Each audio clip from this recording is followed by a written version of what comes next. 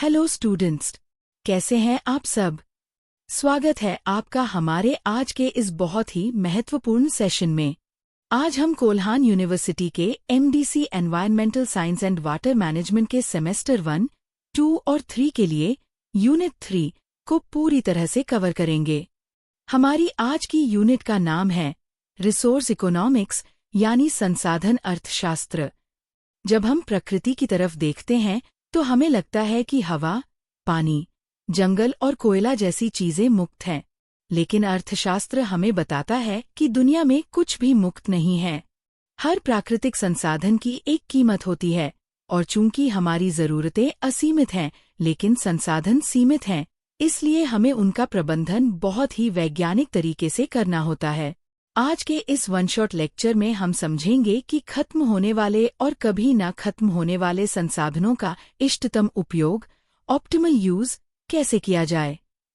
साथ ही हम लिंडाल संतुलन, लिंडाल्स इक्विलिब्रियम, संसाधन की कमी, रिसोर्स स्कैर्सिटी और संसाधनों के मूल्य निर्धारण, प्राइसिंग ऑफ रिसोर्सेज जैसे बहुत ही क्रिटिकल कॉन्सेप्ट्स को डिकोड करेंगे। तो चलिए पूरे फोकस के साथ इस यूनिट की शुरुआत करते हैं। सबसे पहले बात करते हैं संसाधनों के प्रकार और उनके इष्टतम उपयोग यानी ऑप्टिमल यूज की। हमारे पास मुख्य रूप से 2 तरह के संसाधन होते हैं। पहले हैं नवीकरणीय संसाधन, रिन्यूएबल रिसोर्सेज, जैसे सौर ऊर्जा, हवा, जंगल और मछलियां, जो समय के साथ खुद को दोबारा बना सकते हैं।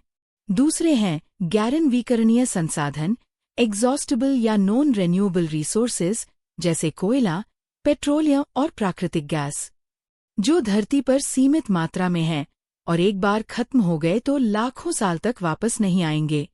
अब सवाल ये है कि इनका इष्टतम उपयोग क्या है। नवीकरणीय संसाधनों के लिए इष्टतम उपयोग का नियम बहुत सीधा है। हमें प्रकृति से चीजें उसी गति से निकालनी चाहिए जिस गति से प्रकृति उन्हें वापस बना सके। इसे सस्टेनेबल यील्ड कहा जाता है। अगर हम जंगल से उतनी ही लकड़ी काटें जितने नए पेड़ उग रहे हैं तो जंगल कभी खत्म नहीं होगा। लेकिन गैरनवीकरणीय संसाधनों के मामले में चुनौती बड़ी है, क्योंकि वे तो एक दिन खत्म होंगे ही। अर्थशास्त्रियों का मानना है कि ऐसे संसाधनों का इष्टतम उपयोग तब होता है जब हम आज के मुनाफे और आने वाली पीढ़ियों की जरूरतों के बीच एक तार्किक संतुलन बनाएं। हमें इन सीमित संसाधनों से मिलने वाले पैसे को नई और स्वच्छ तकनीकों, जैसे सोलर पैनल बनाने में इन्वेस्ट करना चाहिए, ताकि जब पेट्रोल खत्म हो जाए तब भी हमारी आने वाली पीढ़ियों के पास ऊर्जा का विकल्प मौजूद रहे।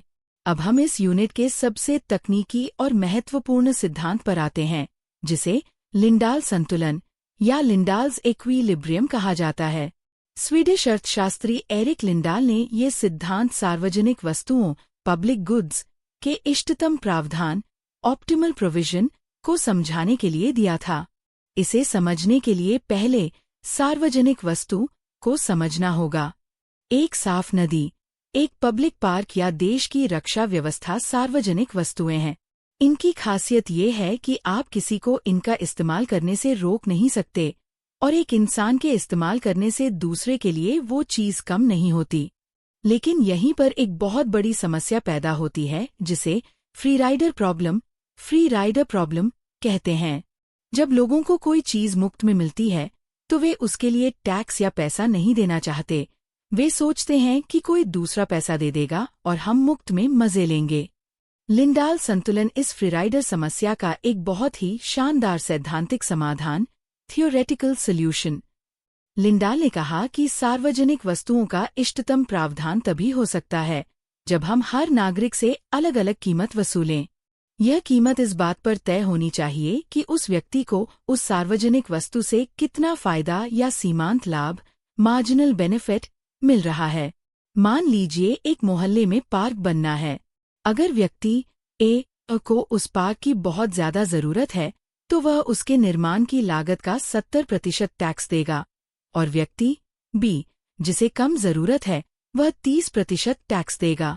जब समाज का हर व्यक्ति अपनी व्यक्तिगत उपयोगिता, यूटिलिटी, के अनुसार खुशी खुशी अपना हिस्सा देने को तैयार हो जाता है, और एकत्र किया गया पूरा टैक्स उस वस्तु को बनाने की लागत के बराबर हो जाता है, तो उस स्थिति को लिंडाल संतुलन कहते हैं।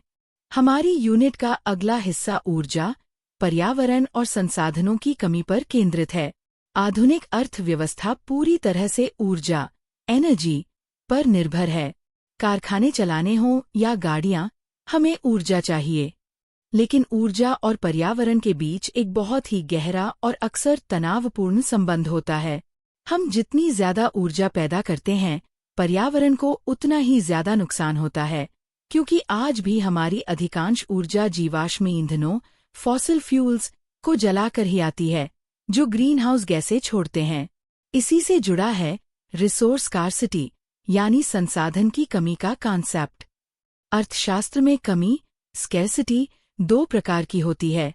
भौतिक कमी, फिजिकल स्कैर्सिटी, जब धरती के अंदर सच में कोयला या तेल खत्म हो जाए, और आर्थिक कमी, इकोनॉमिक स्कैर्सिटी, जब संसाधन तो मौजूद हो लेकिन उसे निकालने की लागत इतनी ज्यादा हो जाए कि उसे इस्तेमाल करना घाटे का सौदा बन जाए। जब संसाधन दुर्लभ या कम होने लगते हैं, तो अर्थव्यवस्था में महंगाई बढ़ती है और देशों के बीच संसाधनों पर कब्जा करने के लिए संघर्ष या युद्ध शुरू हो जाते हैं। इसलिए ऊर्जा के वैकल्पिक स्रोतों, अल्टरनेटिव एनर्जी सोर्सेज की तलाश करना आज के समय की सबसे बड़ी आवश्यकता है।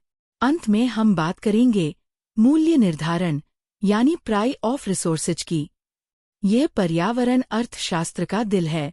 आज हमारे जंगल क्यों कट रहे हैं? नदियां क्यों प्रदूषित हो रही हैं? इसका सबसे बड़ा कारण ये है कि बाजार में प्रकृति की कोई कीमत नहीं है। Nature is unpriced. जब एक कंपनी अपनी फैक्ट्री के लिए लकड़ी खरीदती है, तो वह केवल लकड़ी काटने वाले मजदूर की और ट्रांसपोर्ट की कीमत चुकाती है। उस पेड़ ने सालों तक जो ऑक्सीजन दी, जो मिट्टी को बांध कर रखा, उसकी कीमत बाजार नहीं जोड़ता। जब संसाधनों की सही कीमत नहीं लगाई जाती, तो उनका ओवर एक्सप्लॉयटेशन यानी अत्यधिक दोहन होता है। अर्थशास्त्री कहते हैं कि संसाधनों का सही मूल्य निर्धारण होना चाहिए। इसमें शैडो प्राइसिंग और मार्जिनल यूजर कॉस्ट को शामिल किया जाना चाहिए।